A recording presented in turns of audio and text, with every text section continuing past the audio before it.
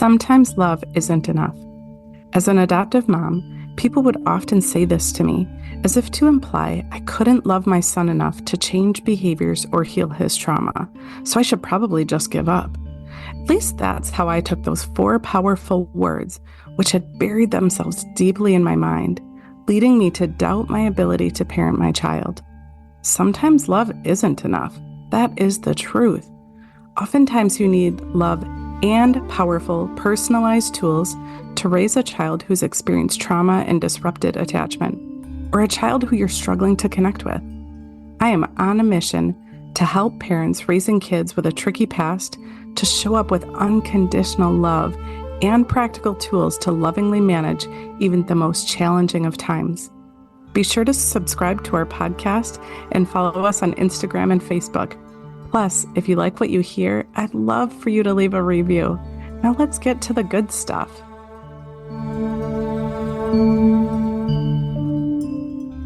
Welcome back to Sometimes Love Isn't Enough. I'm your host, Angie Grandt, and this episode, I think I'm going to keep it hopefully kind of short and sweet. Sometimes I say that, but then I think of all kinds of other things to talk about. I've shared this before, but I tend to record my episodes without much planning. I definitely don't have an outline. I usually come up with a topic that has come up as I've been working with clients or interacting with fellow parents who are struggling with challenging behaviors. And so I don't have a grand plan other than wanting to share with you some really key concepts that I hope that you find valuable in your parenting relationship. So today's topic is all about being willing versus being committed. So in our last episode, we talked quite a bit about the most important relationship in your life, which could be all kinds of different things. I really challenged you in last week's episode to really think about your relationship with yourself, because no matter what your perspective is about which one is the most important, I feel strongly that your relationship with yourself is the foundation. So you might not hold it as being the most important, but there's a necessary foundation there in your relationship with yourself that has to be solid in order for you to really fully show up for the people that matter most to you. So now that you've been thinking about, hopefully, that most important relationship and action that you want to take, I want to talk about the concept of being willing versus being committed. And when I think about these two words, it's pretty simple, right? When we think about being willing, right? So if I say, hey, are you willing to really do what you need to do for your relationship with yourself? Perhaps you decide that you want to work on your physical health. Are you willing to Are you willing to work on that relationship with your physical health? Well, most of us would say, yeah, of course I am. Of course I want to be healthier. I want to take care of my body. But what happens when we have hurdles? What happens when we decide that we're going to follow a new diet because it's what our body needs, but there's a taco party at our friend's house, for example?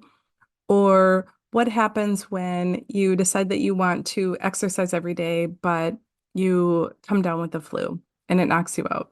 So you had this grand plan of exercising 3 days a week, but you're out for the count for 7 days in a row. What do you do? Or what happens when other life circumstances show up that seem to rob you of your time that you had planned to dedicate to taking care of your body? If you're willing to do it until things come up or until things get hard, how will you ever accomplish that goal? How will you ever show up the way that you need to? My challenge for you is to decide whether you're willing to do what it takes or whether you're committed. Because when you commit, when you decide to cut off all other options, when you make that commitment or make that decision, I look at them as being kind of the same. When you make a decision, ultimately what decision means is that you've cut off all other options, which means that no matter what, you're going to take the action that you need to take to work towards that goal. So if you set up a goal that you're going to take care of your body every day, then that means that you hold that goal in front of you every day, no matter what. And when hurdles come up, as they do, because they always do, they always will, life happens. It's part of the human experience. When you've committed that you're going to take care of your body every day, then you make different decisions. So, say, for example, that you say you're going to take care of your body every day, which means feeding it food that make you feel good, feeding it food that gives you energy, taking the rest that you need to take, um, talking nice to your body.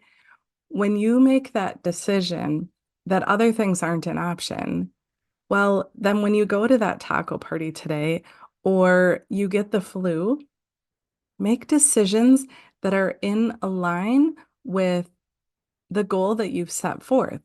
So I go to the taco party and I get to decide how many tacos I eat, whether or not I partake in the beverages that are there, whether or not I want to eat the dessert. And making decisions with that goal is my lens to look at everything through. Because when I've committed that that's my goal is to take better care of my body, and I know what my body needs, I'm following my authority and asking myself as a generator those yes, no questions. When I know what my body needs and I'm using my goal as my lens to make decisions through, I'll make different decisions than I would if I'm like, oh, no, no, today's a free day. Or, and I don't mean that in like a stress yourself out by creating expectations you can't reach. But if if I make decisions about like I'm gonna monitor how much I eat at a taco party um because I'll beat myself up if I eat too much. I'll feel miserable tomorrow if I eat too much. If I won't fit into my favorite jeans and then I'll use self-deprecating speech because I didn't stick to my goal. Well, that's not how this works. The way that this works is that I am so committed to the vision that that goal brings to me that when I'm faced with the food and the social experience, I'm going to use my goal as that lens to make my decisions about what goes onto my plate, what goes into my body. I'm going to use that decision that I've committed to about that long-term vision that I'm holding true for me. I'm going to use that to make my decisions about what I use, not self-hate, not shame, not guilt. I'm going to use it as my driver in a positive, high energy, moving my goal forward kind of way. Because at the end of the day, if if I decide that I want to, I don't know, have the dessert, right? I have that right. I get to choose that. And I get to choose what other decisions I make that go along with that. The same is true about our relationship with ourselves, our relationship with our kids, our relationship with our significant other, is that if we decide that we're going to implement a new parenting strategy until it gets too hard, until we come across hurdles, until we don't get the support that we feel like we need. If we're just willing to try something new, well, trying isn't doing. I said that recently, but trying isn't doing. Trying is just kind of halfway doing it. I challenge you today to take those goals that you've set about your relationship with yourself, your relationship with your kiddo, how you want to handle behaviors. I really challenge you to take that goal that you've created and really be honest with yourself and ask, am I willing to work towards that goal or am I committed? Am I committed to do whatever it takes? Because when I think about that goal being achieved, when I think about having a close connected relationship with my child, when I imagine having a lovely dinner with a lovely conversation and really being present for my kiddo, when I think about that, that is what I want. And I'm going to do whatever it takes, no matter what obstacles I come across. That's what I encourage you to do today is decide that your goal is worth it and decide that you're committed to doing whatever it takes to get there.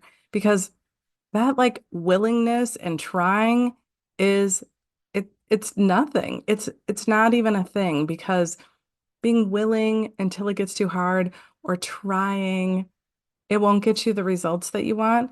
And then what did you waste all that effort for? You might as well have just eaten the extra plate of tacos or eaten the dessert or continued using the behavior management strategies you're doing that you're not happy with. But why expend energy doing something new if you're not committed to doing it wholeheartedly to get to that goal? So that's what I wanted to share with you today. I think this one was so short and sweet, but I wanted to share that really powerful message because this is the wheel we get stuck in. We get stuck in this wheel of being frustrated that things aren't working, but we never actually committed to doing it in the first place. We never actually decided that the old way was done. We never actually decided that we were going to create a new reality in the future that made the past obsolete. So decide that you're committed to taking action towards your goal about your relationship with your kiddo. And that's what I do. That's what I help parents do. So if you need help with that, well, it's my jam. So let's connect. Otherwise, I'll see you here next week. Talk soon.